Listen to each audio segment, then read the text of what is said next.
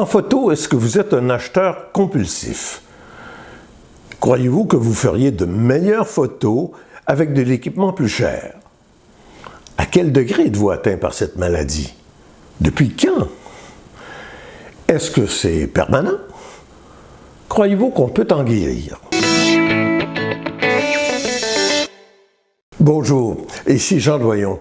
Aujourd'hui, on explore cette maladie du désir constant d'acheter toujours du nouvel équipement photo. En anglais, on utilise l'acronyme GAS, G-A-S, pour Gear Acquisition Syndrome.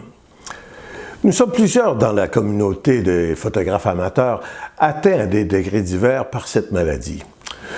Quant à moi, c'est épisodique, ça vient par crise. Vous me dites, qu'est-ce qui peut déclencher une nouvelle crise? Toutes sortes de choses. Par exemple, l'annonce d'un nouveau modèle, une conférence d'un photographe inspirant, un collègue qui arrive avec un nouvel appareil très performant. Dans tous les cas, ça finit presque toujours par un achat. Bref, après une dizaine d'années de photographie amateur, j'ai dans mon sous-sol pas mal d'équipements photo, dont une bonne partie qui dort et accumule de la poussière tranquillement. Dans les pires des cas, je ne me souviens même plus à quoi ça sert et comment ça fonctionne, c'est vous dire. Pour vous raconter mon parcours, je vais utiliser Lightroom qui nous fournit des informations très intéressantes sur l'équipement utilisé, appareil photo, objectif, etc. Donc en 2000, j'achète le premier appareil qui a un peu de sérieux, l'Olympus C2020Z, 1200 par 1600 pixels. À l'époque, j'étais très impressionné par les appareils Coolpix de Nikon qui donnaient des images de 3 millions de pixels. Je croyais même à l'époque que ce serait la norme pour quelques années, mais ça a été vite dépassé.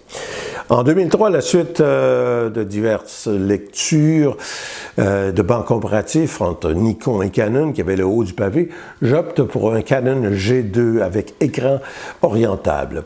Aujourd'hui, les dimensions nous paraissent peut-être ridicules, mais dans ce temps-là, on appréciait bien.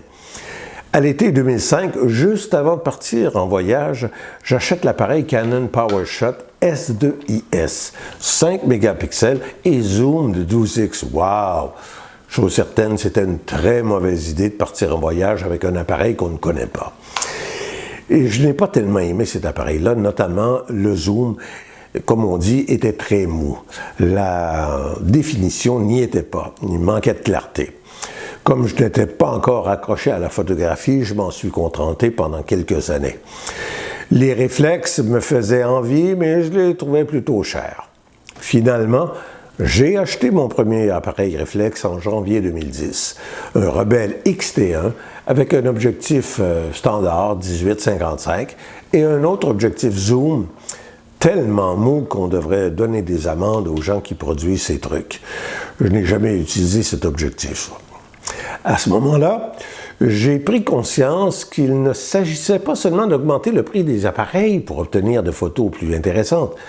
Ça me coûtait de plus en plus cher, mais mes photos n'étaient pas meilleures. C'était décevant. Donc, le temps était venu d'aller rencontrer des gens pour apprendre la photographie. J'ai fait partie de groupes, de clubs photo, j'ai pris des cours, j'ai lu plein de livres sur la photographie numérique. À partir du moment où je me suis investi dans la photographie, la maladie de l'achat de matériel photo a frappé. À partir du moment où tu investis dans de bons objectifs, tu te trouves attaché à la marque, marié à la marque. Je me souviens, le 7D de Canon avait de très bonne presse. C'était le meilleur appareil de Canon au format APS-C. Je rêvais de m'en procurer un, mais les sites web comme Canon Rumors n'arrêtaient pas de prédire la sortie prochaine du 7D Mark II. Alors, je parcourais le web à peu près tous les jours pour voir si on parlait du fameux 7D Mark II. J'étais atteint vraiment très fort. S'il y a une chose que je déteste, c'est d'acheter un appareil techno, quel qu'il soit, photo ou autre chose, et de le voir remplacé par un nouveau modèle un mois plus tard, un mois après mon achat.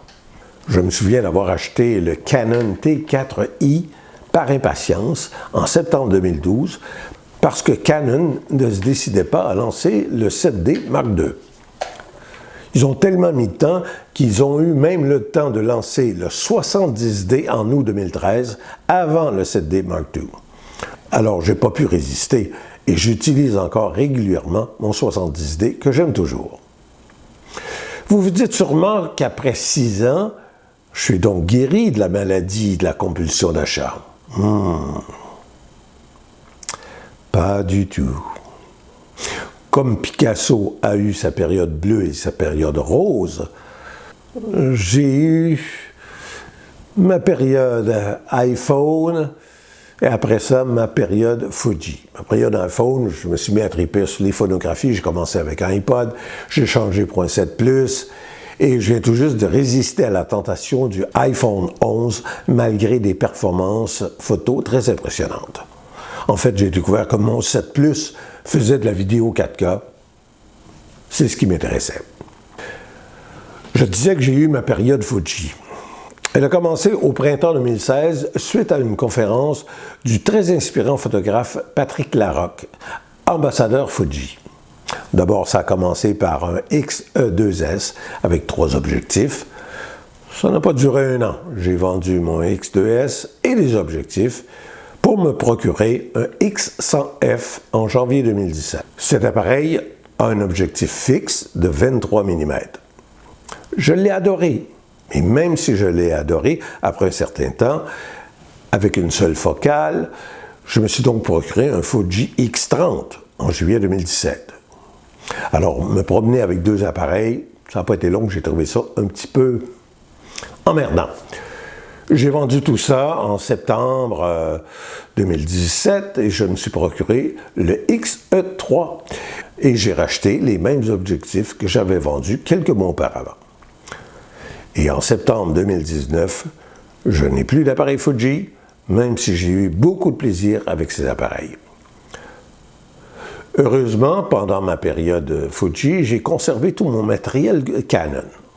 Comment dire? C'était mon fonds de commerce. Autant j'ai adoré les appareils Fuji pour la photo de rue et le voyage, pour plein de raisons, notamment pour le format et aussi pour la légèreté. Mais pour le travail studio, le portrait, ce genre de choses, j'ai continué à travailler avec mon 70D de Canon. J'étais tout récemment en pleine crise suite à l'annonce de Canon des modèles 90D et M6 Mark II.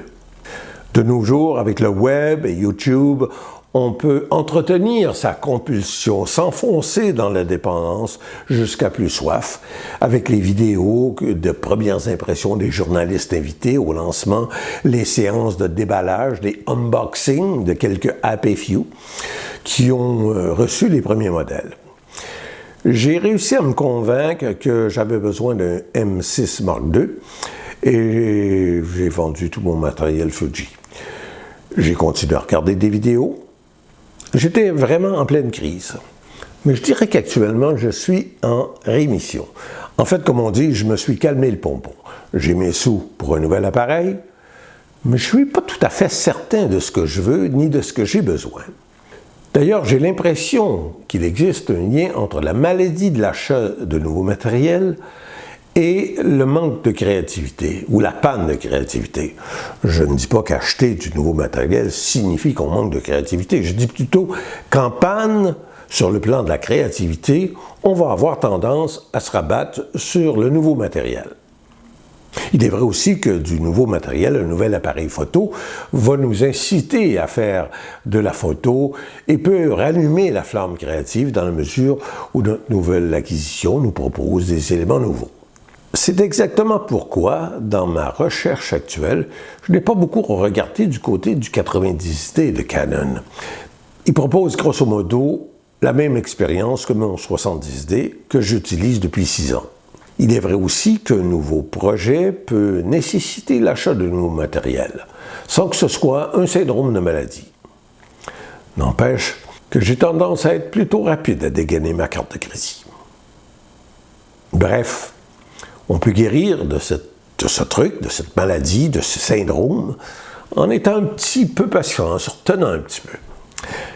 Et vous, ça vous arrive d'être impulsif au comptoir photo?